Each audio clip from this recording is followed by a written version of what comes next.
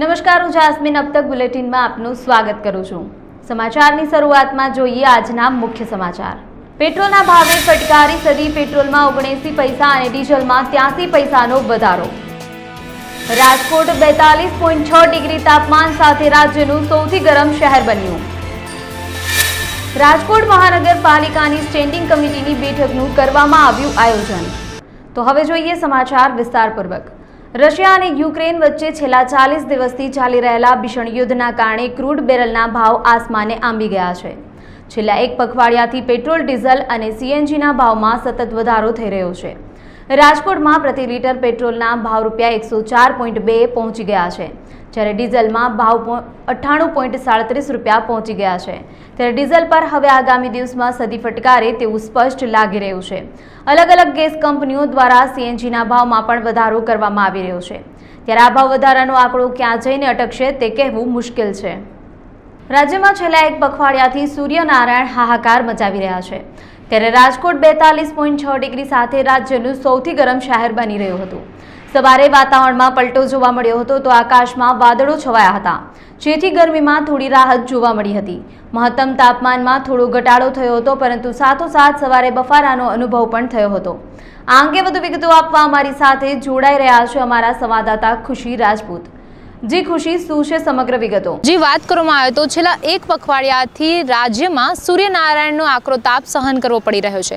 ત્યારે માર્ચ મહિનાની જો વાત કરવામાં આવે તો માર્ચ મહિનામાં જ અત્યારે સૂર્યનારાયણનો પ્રકોપ વર્તાઈ રહ્યો છે।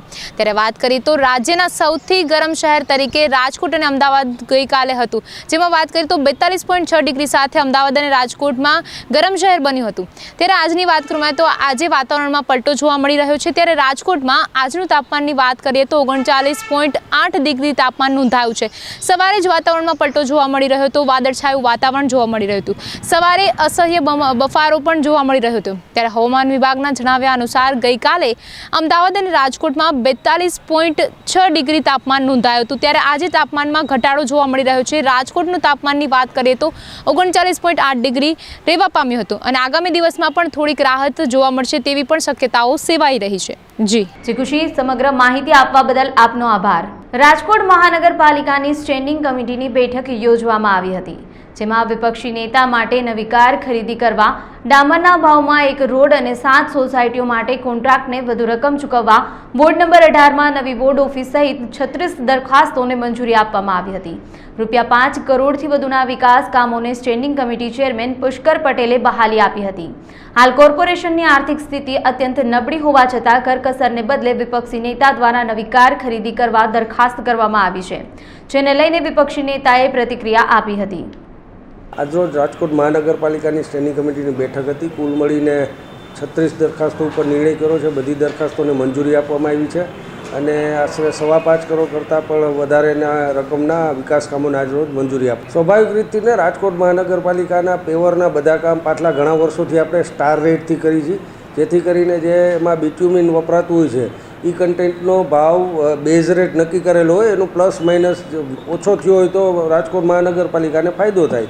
સ્વાભાવિક રીતથી આજે ઇન્ટરનેશનલ માર્કેટમાં જે પ્રકારે યુદ્ધની અસરને લીધે બિટ્યુમિનના ભાવ વધારે થયા, એને લીધે આપણા 1 કરોડ રૂપિયાનો વધારાનો ખર્ચો આજે મંજૂર કર્યો। વિરોધ પક્ષના નેતાની માગણી હતી, પાછલા 4-5 મહિનાથી ને એમની ગાડી બદલાવવા માટેની એમની ડિમાન્ડ હતી અને 3,28,000 જેટલા કિલોમીટર ચાલી ગયા હોય અને પાછલા 2 વર્ષમાં એનું મેન્ટેનન્સનું ખર્ચ ખૂબ મોટું આવતું હતું, જેથી કરીને એમની માગણી વ્યાજબી જણાય આજરોજ વિરોધ પક્ષના નેતા માટે નવી ઇનોવા લેવાનું મંજૂર કરવામાં આવ્યું છે। પૈસાના વાકે કોઈ આવાસના કામથી માંડીને કોઈ કામમાં વિક્ષેપ નથી પડ્યો અને આપ કહો છો એ મુજબ જ આ 5-6 મહિના જૂની માગણી છે। 5-6 મહિના પછી આપણે આ કાર ખરીદવાની દરખાસ્તને આજે મંજૂરી આપી છે। જ્યારે પણ રાજકોટ મહાનગરપાલિકાના કોઈ પણ પ્લોટ ઉપર દબાણ થયું એવી ફરિયાદ આવે કે આપણા ધ્યાન ઉપર આવતી હોય છે, ત્યારે ચોક્કસથી આ દબાણોને દૂર કરતા હોય છે। આપ કહો છો એ ફરિયાદ પણ મારી સુધી આવી નથી, પણ આપની વાતને ધ્યાનમાં લઈને હું આજે જ ટાઉન પ્લાનિંગ શાખાને એસ્ટેટ સાથે રાખીને આ બધા એન્ક્રોચમેન્ટ તાત્કાલિક અસરથી દૂર થાય એની સૂચના પણ હું આજે જ આપી દઉં। નહીં, તમે કહો છો એ કદાચ એવું બની શકે કે જે તે સમયે નવો વિસ્તાર ભળ્યો છે એ રૂડામાં આવતો હતો ત્યારે એમને જગ્યા ભાડે આપેલી હોય અને એ જગ્યાનું હવે કોર્પોરેશનમાં આવ્યા પછી નવી શું પ્રોસેસ છે હું આજે જ સૂચનાઓ આપી અને આ બધા જે કાંઈ પણ એન્ક્રોચમેન્ટ હશે એ વહેલામાં વહેલી તકે દૂર થાય એટલે ડિમોલિશન તો પછીની વાત છે. પહેલાં તો એન્ક્રોચમેન્ટ છે, એન્ક્રોચમેન્ટ હોય તો એને નોટિસ આપવાની થાય, નોટિસ આપ્યા પછી એને એનો જવાબ માગીએ ને એ ત્યારબાદ આ ડિમોલિશન કે એન્ક્રોચમેન્ટ દૂર કરવાનું થતું હોય. મને જે ગાડી આપવામાં આવી છે અને મારી ગાડી પણ 8 વર્ષ જૂની છે અને અવારનવાર રૂટમાં પણ બંધ થઈ જતી હતી અને 9 મહિનામાં 3 લાખ જેટલો ખર્ચ કરવામાં આવ્યો છે મારી કારમાં. અને કમિશનર સાહેબને પણ એને દરખાસ્તમાં મારી ગાડી મૂકી છે, એને ખર્ચ કરવો પહોંચાતો નહીં હોય એટલે મૂકી છે. અને આપણે પણ રજૂઆત કરી હતી કે મારી કાર અવારનવાર બંધ પડી જાય છે રૂટમાં. શાસક પક્ષને પણ નવી કારની જરૂર નથી, છતાંય એ લોકોએ પણ માંગણી કરી છે અને શાસક પક્ષ એમ કહે છે કે અમારી તેજોરી ખાલી છે અને અમને પણ સમય પ્રમાણે ટાઈમે ગ્રાન્ટ પણ આપવામાં હજી સુધી આવી નથી અને શાસક પક્ષને પણ આવા ખોટા ખર્ચા ન કરવા જોઈએ. અને મારી રજૂઆત એ હતી કે ભાઈ મારી અવારનવાર કાર બંધ પડી જાય છે એટલે મેં મારી ગાડી કમિશનર સાહેબે દરખાસ્તમાં મૂકી નહીં. મારી તો એની પહેલાંની મારી તો કાર ખરાબ થઈ જતી હતી, એ લોકોને ખબર છે અને મને પણ બીજી કાર અવારનવાર એને દેવી પડતી હતી, મારી કાર બંધ થઈ જતી એટલે કમિશનર સાહેબે પણ દરખાસ્તમાં મારી કાર મૂકી. વિકાસના કામો પણ અટકી ગયા છે અને મારી પહેલાં એની માંગણી હતી કારની અને એ લોકોને ક્યાં, મારી તો 3.5 લાખ કિલોમીટર ઉપર ચાલેલી છે, એના કારણે અવારનવાર બંધ થઈ જતી હતી અને મેં તો એની પહેલાં માંગણી કરી નથી. અને આ પરેશવાળાને બધી ખબર છે કે મારી પહેલાં તો એની દરખાસ્ત 9 મહિના પહેલાંની હતી. તમે ત્યારે પણ મારી પાસે આવ્યા હતા, ત્યારે મેં તમને કીધું હતું ને કે મારી કાર તો સારી. આવકવેરા વિભાગમાં ઓપન હાઉસ એક ડાયનામિક કન્સેપ્ટ છે જેમાં એકાઉન્ટેબિલિટી, ટ્રાન્સપરન્સી ખૂબ જ મહત્વની છે. આવકવેરા વિભાગ એ વિભાગ છે જેને મુક્ત અને કરદાતાઓના પ્રશ્નને ગંભીરતાથી લે છે. આ પ્રથમ ઓપન હાઉસ છે જેમાં પ્રિન્સિપલ ચીફ કમિશનર ગુજરાત ઉપસ્થિત રહ્યા છે. રાજ્યના પ્રિન્સિપલ ચીફ કમિશનર અને રેન્જના ચીફ કમિશનર કરદાતાઓના પિતા કહેવામાં આવે છે. આ ઓપન હાઉસમાં વિવિધ કેન્દ્રોથી ઉચ્ચ અધિકારીઓ વેબેક્સ મારફતે જોડાયા હતા. રાજકોટ આવકવેરા વિભાગ અને રાજકોટની અનેક સંલગ્ન સંસ્થાઓ દ્વારા ઓપન હાઉસનું આયોજન કરવામાં આવ્યું હતું, જેમાં principal chief commissioner Ravindra Kumar Gujarat આજે ખાસ उपस्थित रहे थे. तो आप एमनी साथ सीधी बातचीत करें, जानिए एमનું શું માનવું છે. सर, आज के दिन ओपन हाउस का आयोजन किया गया, कैसा लगा राजकोट का एनवायरनमेंट और किस हिसाब के क्वेश्चन सर आपके सामने आए? राजकोट बहुत ही प्यारी जगह है एंड आज तो सौराष्ट्र से सब लोग आए और उनकी कई गुत्थियां हम लोगों ने सुलझाने की कोशिश की. कुछ सवालों के हमने जवाब दिए, कुछ प्रॉब्लम्स ऐसे हैं जिनको हम आगे भेजेंगे और आशा करेंगे कि इसका हम आने से वाले समय में सही जवाब दे पाएँ, मतलब उस प्रॉब्लम्स को सॉल्व कर पाएँ. एक बात तो बहुत ही सच्ची है और ये है कि सौराष्ट्र और कच्छ के लोगों ने काफ़ी योगदान दिया है कर समाग्रह करने में. इनफैक्ट आप देखें तो करीब 7,200 करोड़ हमको आयकर मिला है इस क्षेत्र से. 3,600 करोड़ करीब TDS के हिसाब से और जो मीना साहब के कलेक्शंस जो जुरिस्डिक्शनल असेसिंग ऑफिसर्स हैं उनके कलेक्शन से करीब 3,600 करोड़. यह दिखाता है कि यहाँ के लोग मेहनती हैं और अच्छा कर देते हैं. क्योंकि आप ये देखें कि 18-19 में यहाँ भी कलेक्शंस कोई 1,800 करोड़ थी जुरिस्डिक्शनल ऑफिसर की, जो कि ऑलमोस्ट डबल हो गई.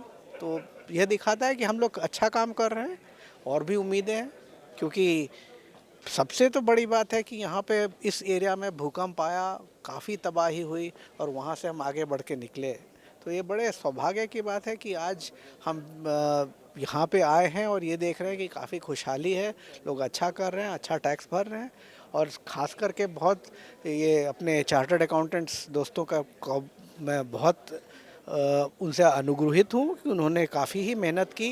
क्योंकि किसी को भी अभी भी हमारे अंदर में वो कहीं ना कहीं है कि हम टैक्स देते हैं तो वो पानी में चला जाता है.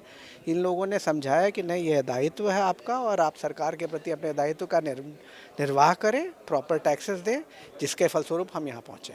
Sir, as a media we also come across many of the issues sir, जैसे कि रिफंड इश्यूज टैक्स पेयर को आ रहे हैं सर, उनके बारे में आप क्या कहना चाहेंगे? मीडिया तो हमारा सबसे अच्छा दोस्त है.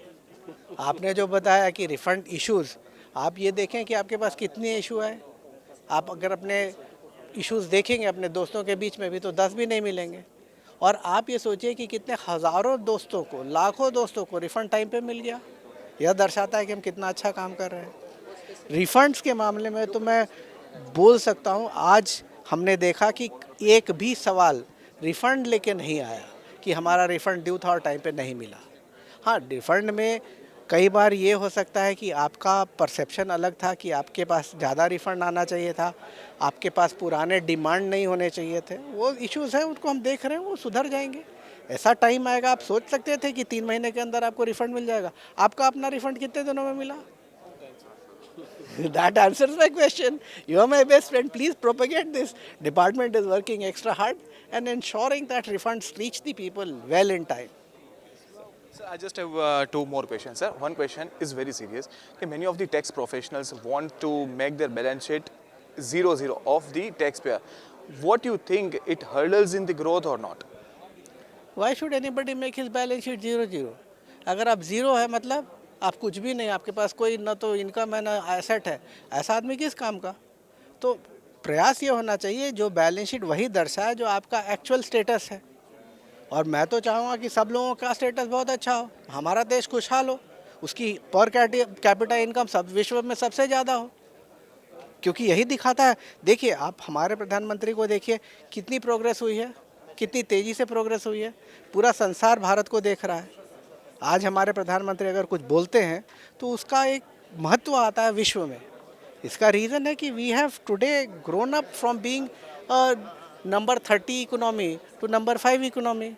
तो ये हमारी अंदर की स्ट्रेंथ को दिखाता है। और जैसा एक बड़े माने जाने इकोनॉमिस्ट हैं हैंस रॉसलिंग ने कहा है, the March of the elephant has begun, so you will see that we will become number 1 economy in the world someday within our lifetimes. What do you think about the physical assessment which was been previously made before e-assessment has been announced? See, as far as the physical assessments are concerned, it had its limitations. You know, it was hampering both the tax officers and the tax practitioners. क्योंकि tax officer के पास एक SSC बैठा है, उसकी examination चल रही है। हमने सोचा कि मान लो 20 मिनट में ख़त्म होगा, बट कई बार होता है कि उसके किताब देख रहे हैं आप तो कुछ और भी देखने को है। अब आपने उसके साथ 1.5 घंटा बिताया तो एक दूसरा टैक्स प्रोफेशनल 2 घंटे वेट कर रहा है। ऑनलाइन मोड में ये वेटिंग टाइम ख़त्म। देखिए साहब, ये डिपार्टमेंट तो ट्रांसपेरेंसी इंटरनेशनल का सवाल है। वो कहता है कि this is one of the least corrupt departments. देखिए साहब, हम लोगों के इनकम से पैसे लेते हैं और लोग जो जिनकी इनकम 3 लाख 4 लाख 5 लाख से ज़्यादा है, they are vociferous people in the society. तो जिस वोसीफोरस लोगों से आप अगर टैक्स लेंगे तो उनको टैक्स देने में अगर दुख होगा तो चिल्लाते हैं, गलत इल्ज़ाम लगाते हैं। मैं ये नहीं कहता, हमारे यहाँ भी कुछ 2-4 जैसे हर सोसाइटी में होता है, ब्लैक शीप होंगे, लेकिन बहुत ही कम है। और अगर कोई भी हमारी नज़र में आता है तो हम उसको बिल्कुल नहीं बख्शते।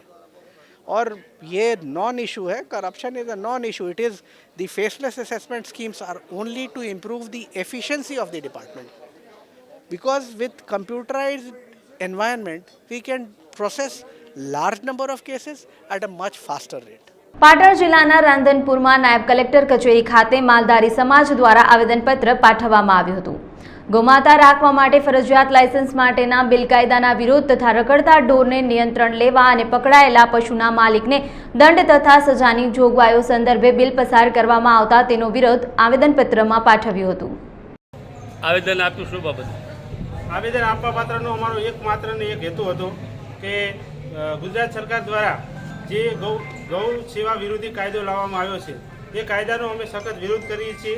અને આના લીધે એક માલધારી સમાજ નહીં પણ દરેક અઢારે આલમના જે પણ લોકો પશુપાલન ધરાવે છે એમના માટે આ બહુ ખરાબ આદત છે। અને બીજું કે ભારત દેશ એક લોકશાહી દેશ છે।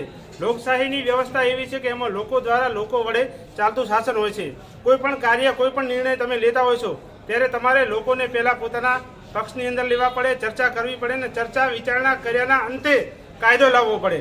તો ગુજરાત સરકાર દ્વારા જે 30 તારીખના રોજ વિધાનસભાની અંદર કાયદો લાવવામાં આવ્યો છે એ કાયદાનો અમે સખત વિરોધ કરીએ છીએ। અને અમારા રાધનપુર તાલુકાના માલધારી સમાજ તથા બધાય સમાજો સાથે મળીને આ કાયદાનો વિરોધ કરીશું. અત્યારે અમે અમારા માલધારી મહાપંચાયતના પ્રમુખ શ્રી રઘુભાઈ દેસાઈની જે પોલીસ દ્વારા ધરપકડ કરવામાં આવી છે તેનો અમે વિરોધ કરીએ છીએ અને વખોડી કાઢીએ છીએ. એમના કયા પ્રમાણે અત્યારે અમે ગાંધી ચિંધ્યા માર્ગે આંદોલન કરીશું અને જ્યારે પણ જરૂર પડશે સરકાર દ્વારા ન્યાય નહીં મળે તો આ ન્યાય માટે અમારે જે પણ પગલાં લેવા પડશે એના માટે અમે બધા સાથે મળી અને આગળ કાર્ય કરીશું. આઝાદી કા અમૃત મહોત્સવ અંતર્ગત 59માં નેશનલ મેરીટાઈમ દિવસની રાજકોટ TGM હોટલ ખાતે ઉજવણી કરવામાં આવી હતી. આ વર્ષની મુખ્ય theme propelling India maritime to net zero રાખવામાં આવી હતી.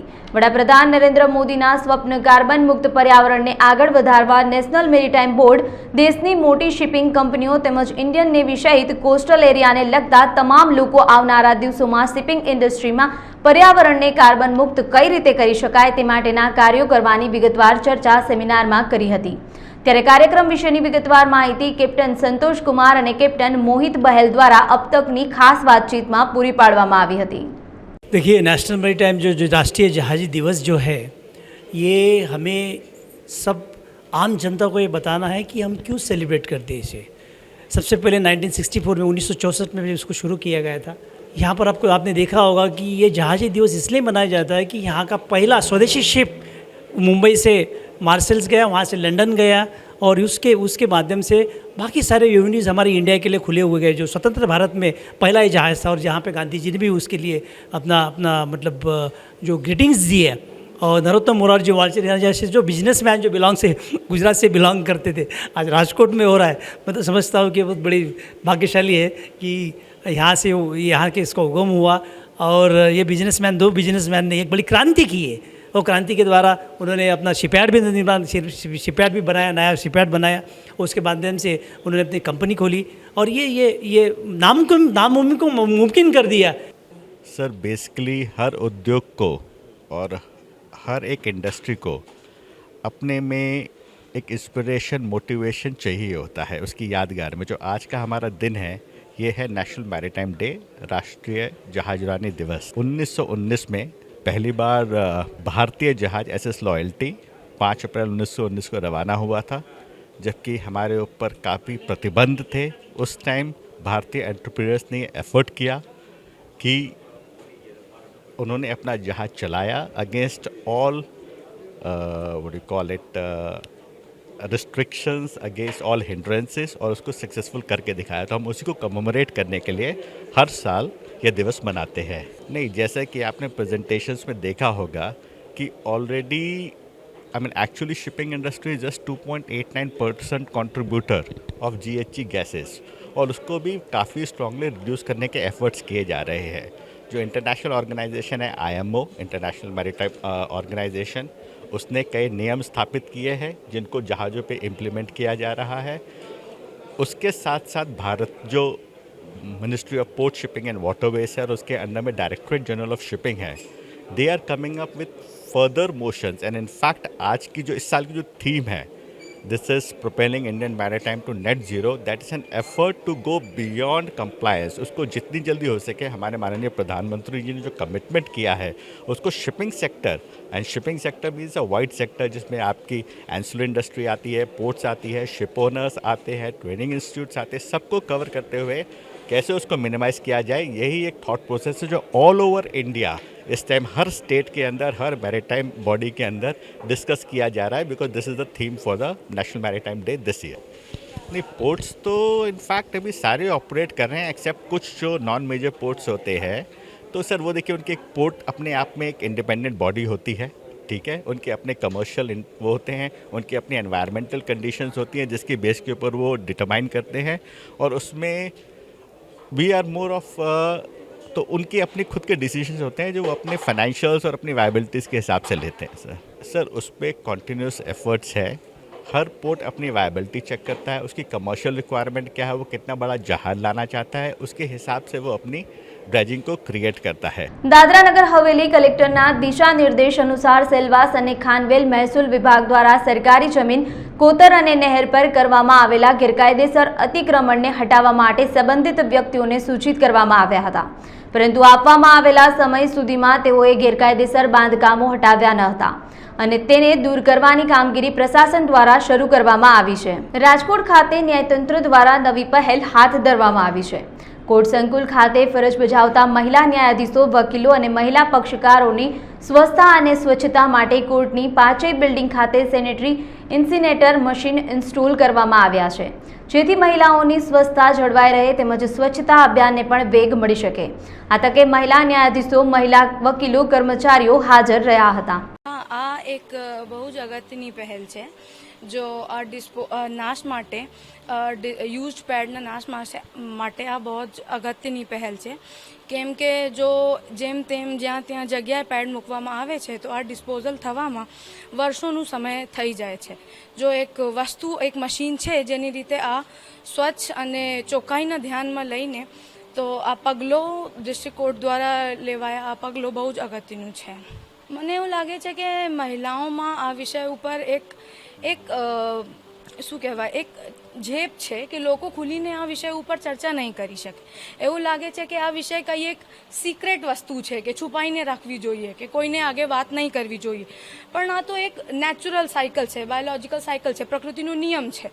તો એને વિશે મહિલાઓને જાગૃત કરવાની જરૂર છે કે આ નોર્મલ વસ્તુ છે, કંઈ એક ગભરાવાની કે છુપાવવાની વસ્તુ નથી, અને બધા જોડે એમની ચર્ચા પણ થઈ શકે અને એવા સમયમાં કેવી રીતે સારી રીતે સમયમાં રહેવાય આ પણ ચર્ચા થવી જોઈએ અને જાગૃતતા કરવી જોઈએ મહિલાઓમાં. કોર્ટ એક એવી જગ્યા છે કે જ્યાં સ્ટાફમાં પણ બધા બહેનો છે અને કામ કરવા આવતી મહિલા એડવોકેટ છે અને મહિલા જજો છે. એના માટે આજે જિલ્લા તાલુકા કાનૂની સેવા સત્તા મંડળે જે પહેલ કરી છે એ ખૂબ જ સરસ પહેલ છે. એના માટે અમે ઘણા સમયથી ટ્રાય કરતા હતા, 2019થી, પણ સંજોગો નહોતા અનુકૂળ થતા, એટલે આજે પહેલ કરી છે, ખૂબ સરસ છે. અને આ એ મહિલાઓના હાઇજીન માટે છે, એના સ્વાસ્થ્ય માટેની પહેલ છે, કારણ કે આ પેડનો યુઝ કરીને લાંબો સમય સુધી એ પડ્યું રહે તો એની ગંદકી થાય, કોઈ પણ જગ્યાએ નાખે તો ગંદકી થાય. આ એક એવું ડિસ્પોઝલ છે કે તમે એ પેડ મશીનમાં નાખો એટલે એ રાખ થઈને બહાર આવે, એટલે એ કંઈ નુકસાન ન કરે. અને મહિલાઓને સૌથી વધારે સમય અહીંયા સ્ટાફ અને એડવોકેટને જજો રહેતા હોય, એટલે એ એટલી કલાક સુધી જો એમને આ એકને એક પેડનો યુઝ કરવામાં આવે તો એમના હેલ્થને નુકસાન કરે. એ અનુસંધાને આ પહેલ છે એ બહુ, હું મારા મંતવ્ય પ્રમાણે તો બહુ સારી પહેલ કહી શકાય. પાટણ જિલ્લાના રાંધનપુર ખાતે આવેલ રેફરલ હોસ્પિટલમાં ડોક્ટર પોતાની માંગણીઓને લઈને હડતાલ પર યથાવત રહેતા હોસ્પિટલ ખાતે સારવાર અર્થે હોસ્પિટલમાં આવતા દર્દીઓને મુશ્કેલીનો સામનો કરવો પડી રહ્યો છે. રાધનપુર રેફરલ હોસ્પિટલના ડૉક્ટરો જે અમારા ગુજરાત ડૉક્ટર ફોર્મ એસોસિએશન છે એમની સાથે જ છે. અહીંયા સબ ડિસ્ટ્રિક્ટ હોસ્પિટલ રાધનપુરમાં ફરજ બજાવતા તમામ ડૉક્ટરો હડતાળમાં જોડાયા છે. શું માગણીઓ? અમારી માગણીઓ વારંવાર સરકાર દ્વારા રજૂઆત કરવામાં આવી છે. અગાઉ પણ 4 વખત હડતાળ પડી ચૂકી છે, પરંતુ કોઈ ઉકેલ આવ્યો નથી. તેથી આ વખતે અમારી મેઇન માગણી છે NPA જે કેન્દ્ર સરકારના ધોરણ મુજબ મળવું જોઈએ, પછી ડૉક્ટરોનું પ્રમોશન પણ મળ્યા નથી, તથા સેવા સળંગના પણ પ્રશ્નો છે. આ બધા મુદ્દાઓને અમે સરકાર સમક્ષ વારંવાર રજૂઆત કરી છે, છતાં આજ દિવસે ગુજરાતી ગજબ થઈ ગયો મૂવીની સ્ટાર કાસ્ટ રાજકોટના આંગણે પહોંચી હતી. ગુજરાતના પ્રસિદ્ધ કલાકાર મલ્હાર ઠાકરની ગજબ થઈ ગયો મૂવી થોડાક જ દિવસોમાં રિલીઝ થવા જઈ રહી છે, જેના પ્રમોશન માટે રાજકોટ યુનિવર્સલ સ્કૂલ ખાતે મલ્હાર ઠાકર અને મૂવીના પ્રોડ્યુસર અતુલ પટેલ પહોંચ્યા હતા. રાજકોટના હંમેશા પ્રમોશન માટે લિસ્ટમાં પ્રથમ રાખવામાં આવે છે. ગજબ થઈ ગયો મૂવી એ પારિવારિક, ફૂલ એન્ટરટેનમેન્ટ અને લોકોને પસંદ પડશે તેવું મૂવી છે, જેની વિગતવાર માહિતી મલ્હાર ઠાકર દ્વારા આપ તકની ખાસ વાતચીતમાં પૂરી પાડવામાં આવી હતી. ગજબ થઈ ગયું. શું થઈ ગયું એ તો આજે આપણે ગુજરાતી સુપરસ્ટાર મલ્હારભાઈ ઠાકર જ આપણને જણાવશે. રાજકોટના આંગણે આજે આપ મહેમાન થયા છો મલ્હારભાઈ. ઘણું એવું છે જે રાજકોટને આપ જે યાદ કરી શકો એવું શું કહેવું છે પહેલાં તો? અરે ખાસ તો રાજકોટનો પ્રેમ બહુ અદ્ભુત છે. લોકો એટલા સુંદર છે, એટલો બધો પ્રેમ આપે છે કે હું જે કહું છું ને કે રંગીલું રાજકોટ તો છે જ, સાથે બહુ વહાલું રાજકોટ છે, એટલે બહુ મજા આવે છે એમને સૌને મળવાની. અને ગુજરાતી ફિલ્મનું પ્રમોશન વિચાર આવે ત્યારે રાજકોટ અમારા લિસ્ટમાં પહેલા નંબર પર હોય છે કે સૌથી પહેલાં રાજકોટના લોકોને મળીને કહો, એમના આશીર્વાદ લો, અને બહુ શ્રદ્ધાળુ લોકો છે એટલે બહુ આનંદ થાય છે કે અહીંયા આવી અને ગુજરાતી ફિલ્મ વિશેની વાત આપણે લાઈવ કરી શકીએ. મલ્હારભાઈ, આજે આ ફિલ્મનો કોન્સેપ્ટ શું છે કે જે યુનિવર્સલ સ્કૂલ રાજકોટ ખાતે તમને ખેંચી આવ્યો છે? શું એવું છે? અત્યારની સ્થિતિ જોઈ તો ઘણું ગજબ થઈ ગયું છે, પણ શું છે એવું? આજે જે આ ફિલ્મનો વિષય છે એ છે વિજ્ઞાન, પોતાની ભાષા, માતૃભાષા જીવનમાં કેટલી ઇમ્પોર્ટન્ટ છે એ વિષયની વાત કરે છે. હું ગુજરાતી મીડિયમમાં ભણ્યો છું અને ગુજરાતી મીડિયમમાં ભણતા લોકોને જોઈને મને બહુ આનંદ થાય છે. તો એ વિષય વસ્તુ સાથે વિજ્ઞાનને જોડવામાં આવ્યું છે અને સાથે થોડું જે સાઈફાઈ ઝોન કહેવામાં આવે છે એ વિષયની વાત કરવામાં આવી છે. પણ મને બહુ આનંદ થાય છે કે ગુજરાતી ફિલ્મ 7મી એપ્રિલે રિલીઝ થશે અને તમારો પ્રેમ અપરંપાર છે ને આવનારા સમયમાં ગુજરાતી ફિલ્મો જો ટોપ પર જાય તો એમાં તમારો સૌથી મોટો ફાળો છે. એક છે ને કે એક હિન્દી સિનેમા જે આપણે જોઈ છીએ, બોલિવૂડનું જેવું નામ છે, ક્યાંક હવે મરાઠીનો એક ક્લાસ છે, આપણું ગુજરાતી જે ઇન્ડસ્ટ્રી છે એને આપ કઈ રીતના જોવો છો? હવે જેનું રેકોગ્નેશન થવા માંડ્યું છે, તો શું કહેવું છે એને લઈને? આ લોકો જ એમને ઉપર લઈ જાય છે, ઓડિયન્સ જ એમને આગળ વધારી રહી છે. હું તો ઓડિયન્સને એટલું જ કહીશ કે પોતાની માતૃભાષાની ફિલ્મ જોવાનું તમે વધારે પસંદ કરો તો ગુજરાતી ફિલ્મ ઇન્ડસ્ટ્રી, ગુજરાતી ફિલ્મો એ બધા એક સાથે ઉપર આવી રહ્યા છે. અને આ કોઈ અમારી તમારી ફિલ્મ નથી, આપણા સૌની ફિલ્મ છે અને એને એ રીતે જોવી જોઈએ. એમ એક મેસેજ શું આપવા માંગો છો અને શું એવું છે કે જે થિયેટર સુધી લોકોને ખેંચીને આવશે? આ એકદમ પ્યોરલી ફેમિલી એન્ટરટેનમેન્ટથી ભરપૂર ફિલ્મ છે, એટલે પરિવારના દરેક સભ્ય જોડે બેસીને જોઈ શકે એવી આ ફિલ્મ છે. એટલે તમને ફિલ્મ જોવાની ખૂબ મજા આવશે. અને મારી એક નમ્ર વિનંતી છે કે ખાસ તમારા મિત્રોને અને ફેમિલીને લઈને જોવા જજો. આ 2-2.5 કલાકનો ટાઈમ તમારા માટે બહુ શ્રેષ્ઠતમ એન્ટરટેનમેન્ટ પૂરું પાડશે. Thank you very much. હજી ચોક્કસથી આ હતા મલ્હાર ઠાકર, જેઓએ જણાવ્યું કે આ 2.5 કલાકનો ટાઈમ તમારા પરિવારને ફૂલ એન્ટરટેનમેન્ટ કરશે અને સાથોસાથ પારિવારિક ફિલ્મ છે અને જોવાનું ભૂલશો નહીં ચોક્કસથી. My self doctor Arun Surani, સંચાલક શ્રી યુનિવર્સલ સ્કૂલ અને બ્રિલિયન્ટ સ્કૂલ. આજે ગજબ થઈ ગયું એના ફિલ્મ ગુજરાતી ફિલ્મના પ્રમોશન માટે મલ્હાર ઠાકર અને એમના ડાયરેક્ટર તેમજ પ્રોડ્યુસરો આજે ઉપસ્થિત હતા. સાથોસાથ અમારા ધોરણ 11ના વિદ્યાર્થીઓનો સાંસ્કૃતિક કાર્યક્રમ પણ તૈયાર કરેલો હતો. આજે આ કાર્યક્રમની અંદર ધોરણ 6 થી 11ના લગભગ 701 વિદ્યાર્થીઓએ આ કાર્યક્રમની અંદર ભાગ લીધો.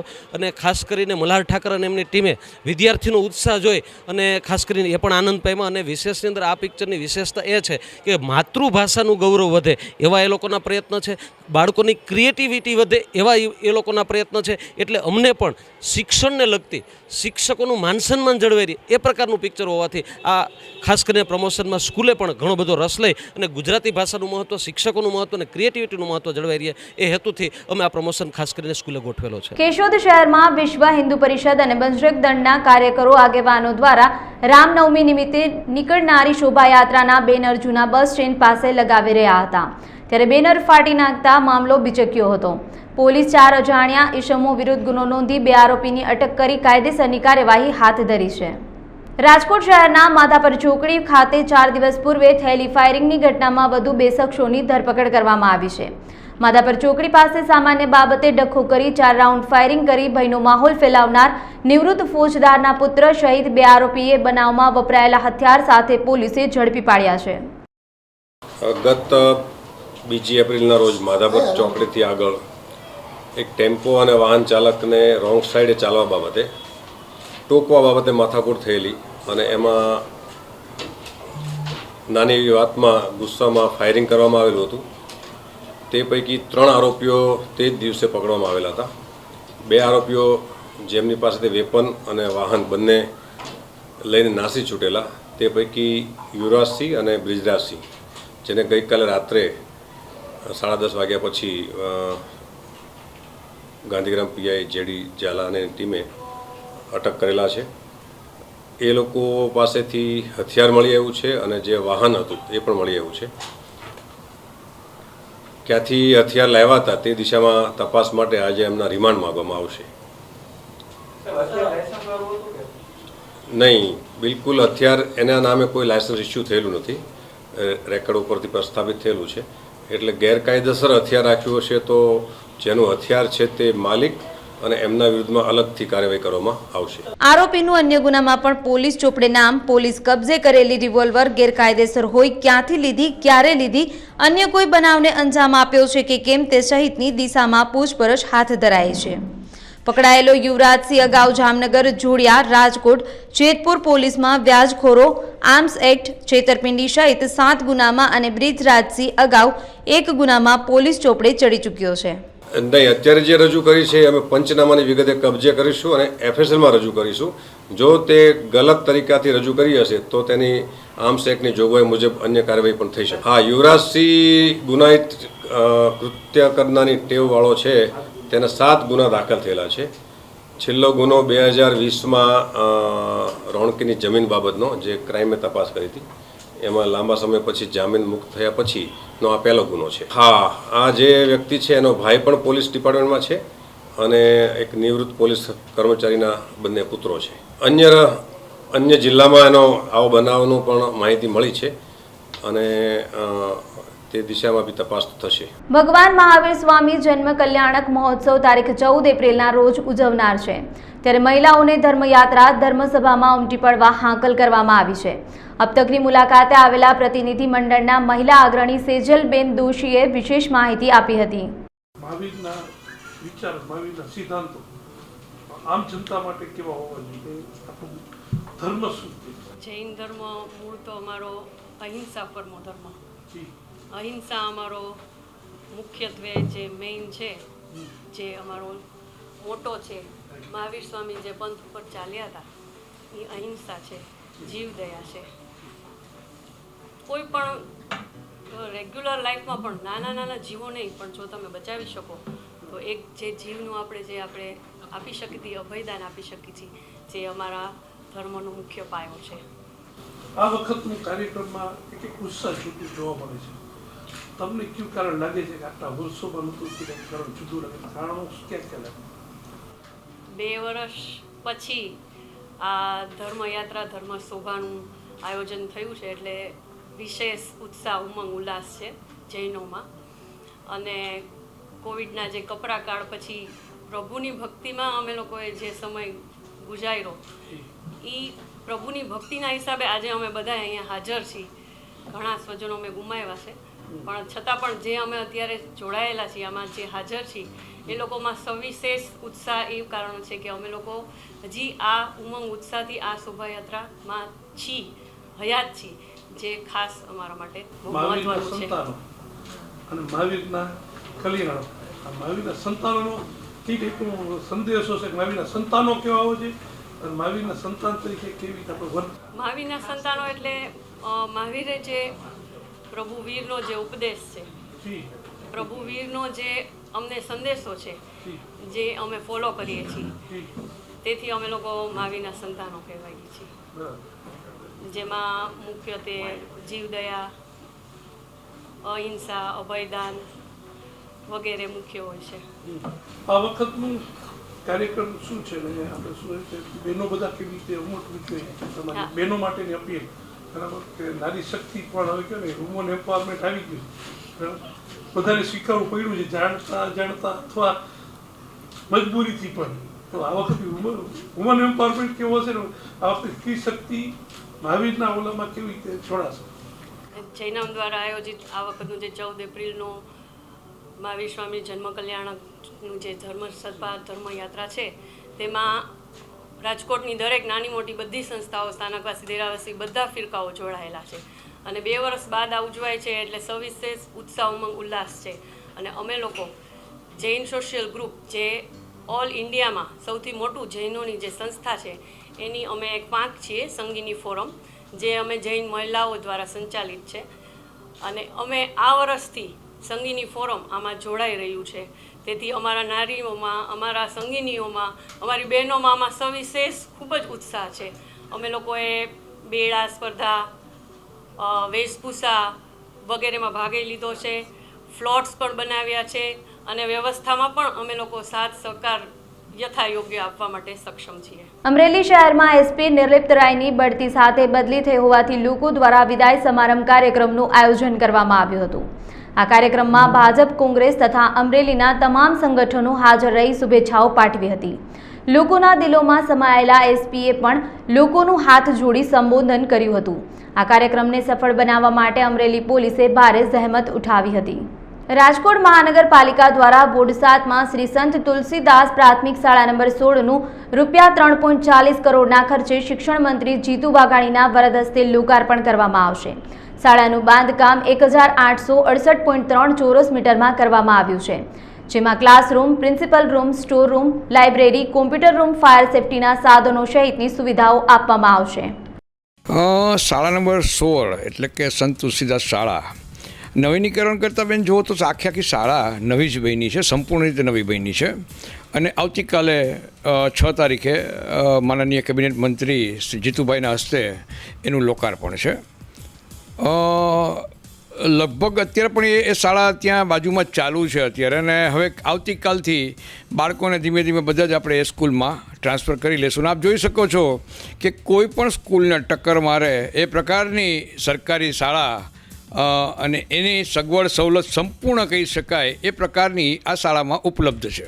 ખાસ કરીને આપ જોશો તો પ્રજ્ઞા વર્ગને બાદ કરતાં, એટલે કે પહેલાં અને બીજા ધોરણને બાદ કરતાં લગભગ બધા જ ધોરણમાં આપણે બેન્ચ આપી છે કે જે લગભગ બધી જ ખાનગી શાળાઓમાં પણ આપણે જોવા મળશે. બીજું સ્માર્ટ ક્લાસ પણ આપણે છે, કોમ્પ્યુટર લેબ પણ અલગથી છે, અને એક એન્ટરટેનમેન્ટ માટે અને ક્રિએટિવિટી માટે એક આખો ક્રિએટિવિટી હોલ નવો અલગથી આપેલો છે, એ પણ આપ ત્યાં જોઈ શકશો. અત્યારે લગભગ 257ની આસપાસ વિદ્યાર્થીઓ ત્યાં છે. એક્ઝેક્ટ ફિગર મારી પાસે નથી, પણ આવનારા સમયમાં આ જ શાળામાં લગભગ અમને એવું દેખાઈ રહ્યું છે કે 30 થી 40% સંખ્યા વધી જશે આ શાળાનું જે પ્રમાણે બની છે એ પ્રમાણે. ખાનગી શાળા અને સરકારી શાળા આમ જુઓ તો બંને અલગ અલગ સ્વરૂપમાં છે, પણ બિલકુલ આજના તબક્કે તમે જુઓ તો ખાનગી શાળા એની રીતે અને સરકારી શાળા એની રીતે સર્વશ્રેષ્ઠ રીતે કામ કરી રહી છે. પરંતુ આજની તારીખે તમે સરકારી શાળાની સાથે કમ્પેરિઝન કરવાનું શક્ય ન બને એટલું સગવડ સવલતની સાથે સાથે શિક્ષકોની અને આચાર્યોની પણ એમ કહેવાય કે લાક્ષણિકતા અને કેપેબિલિટી વધારે સારી છે. જી, ઇંગ્લિશ મીડિયમ શાળાઓ પણ બની અત્યારે આપણી પાસે 3 છે, અને આવનારા સમયમાં આપણે ઇંગ્લિશ મીડિયમ શાળા પણ વધારવા માટે જઈ રહ્યા છીએ. એની મંજૂરી માટે પણ આપણે ઓલરેડી મૂકેલું છે. સાબરકાંઠા જિલ્લાના હિંમતનગરમાં 2 વર્ષ બાદ ફોટો વિડીયો એસોસિએશનની નવી કારોબારી કમિટીની રચના કરવામાં આવી હતી, જેમાં સર્વાનુમતે દરેક હોદ્દેદારો નીમવામાં આવ્યા. કમિટી નિમણૂક બાદ નવા કામકાજની સમીક્ષા કરવામાં આવી હતી. ગુજરાતના એકમાત્ર રજિસ્ટર્ડ મંડળ સીસીટીવી સર્વેલન્સ એસોસિએશન સાથે હવે વિદેશી કંપનીઓને પણ જોડાવવું પડ્યું છે. એસોસિએશનની વાર્ષિક કારોબારી બેઠકમાં નવા હોદ્દેદારોની વરણી કરવામાં આવી છે. અબ તકની મુલાકાતે આવેલા પ્રતિનિધિ મંડળ વતી જતીનભાઈ સંઘાણીએ વિશેષ વિગતો આપી હતી. મારું નામ Jatin Sanghani, Saurashtra security and surveillance association કે જે ગુજરાતનું એકમાત્ર રજિસ્ટર્ડ સર્વેલન્સ એસોસિએશન છે. ગુજરાતમાં એક પણ બીજું સર્વેલન્સ એસોસિએશન રજિસ્ટર્ડ કે કાંઈ નથી. તો 2017માં રાજકોટમાં આપણે સ્થાપના કરી આની 35 મેમ્બર સાથે. અત્યારે અમારી ટોટલ સંખ્યા 250 લોકોની છે કે જે જીએસટી ભરે છે અને કાયદેસર રીતે ગવર્મેન્ટમાં રજિસ્ટર્ડ સર્વેલન્સના પાર્ટનર્સ છે અમારા. કંપની લેવલે અને બધી જુદી જુદી તકલીફો હતી એના માટે અને એસોસિએશનનો ગ્રોથ થાય, બધા મેમ્બરોનો ગ્રોથ થાય એના માટે એસોસિએશનની સ્થાપના આપણે જે તે સમયે કરી હતી. અત્યારે અમે લોકો 250ના ગ્રોથ સાથે સતત આગળ વધી રહ્યા છીએ અને કોઈ પણ જાતની તકલીફ કે કાંઈ નથી, તમામ મેમ્બરો પડખ્યામાં ઊભા રહ્યા છીએ. ગયા વખતે કોરોના કાળમાં જ્યારે આર્થિક, શારીરિક ને માનસિક તકલીફ હતી ત્યારે પણ એસોસિએશને લગભગ 3.5 કરોડ રૂપિયાનો તમામ મેમ્બરોનો વીમો ઉતરાવેલો, મેડિક્લેમ સહિતનો, કે જેથી કોઈને પણ કોઈ કોરોનામાં ઇસ્યુ થાય તો એસોસિએશન ટેકો કરી શકે. રૂટીનમાં અમે લોકો દરેક, હવે અત્યારે એવું છે કે એકમાત્ર એસોસિએશન છે એટલે ભારતની જેટલી પણ ટોપ મોસ્ટ કેમેરાની અને સર્વેલન્સની કંપનીઓ છે એ પણ અમારા એસોસિએશનમાં અત્યારે મેમ્બર બની છે, કે જેનાથી એ લોકોની લેટેસ્ટ ટેકનોલોજી, પછી સર્વિસ લેવલે ટ્રેનિંગ, જે નવી ટેકનોલોજી આવી હોય એની ટ્રેનિંગ અમારા મેમ્બરો પ્લસ એના સ્ટાફને બધાને અમે લોકો ટ્રેનિંગ અપાવીએ છીએ, જેથી કરી અને સર્વિસ લેવલે અને માર્કેટમાં દરેક લોકો અપડેટ રહી શકે નવી ટેકનોલોજી સતત. જેટલા અમારા મેમ્બરો એટલે ટ્રેનિંગ ક્લાસીસ કંપનીની જે ઓફિસ હોય અહીંયા રાજકોટમાં અત્યાર સુધી એવું હતું કે અમારે અહીંયા સર્વિસ માટે અમદાવાદ માલ મોકલતા, બોમ્બે મોકલતા, દિલ્હી મોકલતા. અત્યારે હવે મોસ્ટ ઓફ કંપનીઓ રાજકોટમાં એસોસિએશનની રજૂઆતોના કારણે રાજકોટમાં જ સર્વિસ સેન્ટર ખોલ્યા છે. એટલે ત્યાં જગ્યા હોય છે, ત્યાં એ લોકો 20-20, 25-25ના ગ્રુપમાં બોલાવી અને એમાં ટ્રેનિંગ સેશન એ લોકો ગોઠવી દેતા હોય છે. આઈટીની અત્યારે અમારે જે સર્વેલન્સમાં જે કેમેરા આવતા હોય તો કેમેરા કેવી રીતે લગાડવા, કઈ જગ્યા ઉપર કયા કેમેરા, કારણ કે અમારે સિટી સર્વેલન્સના પણ પ્રોજેક્ટ્સ કરતા હોય તો કઈ જગ્યા કયા પ્રકારના કેમેરા લાગે, કેવી રીતે કામ કરે, કયો કેમેરો લગાડી શકાય, ત્યાંથી લઈ અને સર્વિસ કેમેરા બગડે તો જાતે કેટલું કરી શકાય, તમામ પ્રકારની ટોટલ ટ્રેનિંગ આપતા હોય. અત્યારે ઓલ રેશો ગણે તો 20 થી 25% જ કેમેરા લાગેલા છે. હા, એટલે અત્યારે તો હજી ખૂબ મોટું વિશાળ માર્કેટ છે અને કેમેરા ખૂબ વધશે. હજી અત્યારે 75% સ્કોપ છે. એટલે કંપનીઓ જે ચાઇનાની મેઇન પ્રોડક્ટ કંપનીઓ છે, દાહુઆ, હિકવિઝન, એ બંને પણ અમારી અત્યારે રાજકોટમાં એસોસિએશનમાં મેમ્બર છે. હા, હવે એમાં જે પ્રામા હિકવિઝન કરીને કંપની છે, બેઝિકલી ચાઇનાની હતી, પણ મોદી સાહેબના આવ્યા પછી જે મેક ઇન ઇન્ડિયાવાળું ચાલ્યું ને, તો અત્યારે એ લોકોએ બોમ્બેમાં એની ફેક્ટરી બનાવી છે. એમાં ચીપ લેવલથી લઈને બોક્સ સુધીનું બધું જ ઇન્ડિયામાં બને છે. અને એના માટે એ લોકોએ અમને ઓફર કરી કે અમે ખાલી એસેમ્બલ ઇન ઇન્ડિયા નથી કરતા, મેક ઇન ઇન્ડિયા ઓરિજિનલ છીએ, તમે લોકો આવો. એટલે એ લોકો આવતા મહિનાઓમાં અમને લોકોને, એટલે તમામ મેમ્બરોને ત્યાં ફેક્ટરી વિઝિટ કરવા માટે લઈ જવાના છે કે તમે આવો અને ચીપ લેવલથી લઈને ક્યાં સુધીનું પેલું થાય છે એ આખું જોવો અને તમે માનો કે આ બધું મેક ઇન ઇન્ડિયા થઈ રહ્યું છે. ખાલી ઓફિસમાં કે ઘરમાં, રોડ રસ્તા તમામ જગ્યાએ સીસીટીવી વગર, આજે નહીં તો કાલે સીસીટીવી વગર નહીં ચાલે, એક સામાન્ય સિદ્ધાંત. અને અત્યારે અપગ્રેડેશન એટલું બધું થઈ ગયું કે નાનો સ્ટોર હોય ને તો એમાં પણ એક કેમેરો, અત્યારે AI ટેકનોલોજી પણ આવે છે. તો ક્યાં કાઉન્ટર ઉપર વધારે ગળદી થાય, સમજો કોઈ મોલ છે અથવા નાની 4 ભાગમાં દુકાન પડતી હોય તો દુકાનમાં ક્યાં કઈ જગ્યાએ ટ્રાફિક વધારે થાય છે, ક્યાં કાઉન્ટરમાંથી વધારે માલ ઉપડે છે, ક્યાં બોક્સમાંથી વધારે મૂવિંગ થાય, સાંજ પડે એનો ડેટા એનાલિસિસ કરવો હોય, કેટલા મહિલાઓ આવી, કેટલા પુરુષો આવ્યા, એનો ડેટા એનાલિસિસ કરવો હોય તો એ ડિટેલ પણ મળે છે. એટલે ખાલી સર્વેલન્સ, ખાલી જોયે રાખવા માટે કેમેરા છે ને, એવી વસ્તુ હવે નથી રહી. પ્રસિદ્ધ તીર્થધામ શામળાજીના ડુંગરોની તળેટીમાં વિરાટ ગાયત્રી શક્તિપીઠ આવેલું છે. આ શક્તિપીઠ ખાતે જીર્ણોદ્વારના શુભારંભમાં 42મા પાઠોત્સવ પ્રસંગે ગાયત્રી તીર્થ શાંતિકુંજ હરિદ્વારના માર્ગદર્શનમાં 13 અને 14 એપ્રિલ દરમિયાન 24 કુંડી ગાયત્રી મહાયજ્ઞ અને સંસ્કાર મહોત્સવનું ભવ્ય આયોજન કરવામાં આવ્યું છે, જેમાં આસપાસના ક્ષેત્રના ગામોના તથા અરવલ્લી, સાબરકાંઠા સહિત ગુજરાતભરમાંથી હજારો ગાયત્રી સાધકો મહાયજ્ઞમાં જોડાશે. સુરત ખાતે ધર્મિષ્ઠા પાર્ક સોસાયટીમાં મધ્યમ વર્ગ પરિવારના પુત્રને આંચકીની બીમારીના ઓપરેશન માટે પૂર્વ ધારાસભ્ય પ્રફુલભાઈ પાનસેરિયાની ટીમ દ્વારા ₹3,94,000નું દાન એકત્ર કરવામાં આવ્યું હતું. આ ઉપરાંત ઓપરેશન માટે કેરળ રાજ્ય જવાની સગવડ પણ પરિવારને કરી આપવામાં આવી હતી.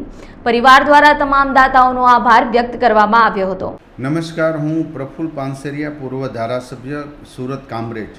અમારા નાના વરાછા વિસ્તારની અંદર ધર્મિષ્ઠા પાર્ક સોસાયટીમાં એક પરિવાર, ઠુમર પરિવાર રહે છે, જેઓ ભાડાના મકાનમાં રહે છે. એમનો 15 વર્ષનો દીકરો જે તીર્થ ઠુમર, હાલ તેઓ 10ના ધોરણમાં ભણે છે અને એની એક્ઝામ પણ આપી રહ્યા છે.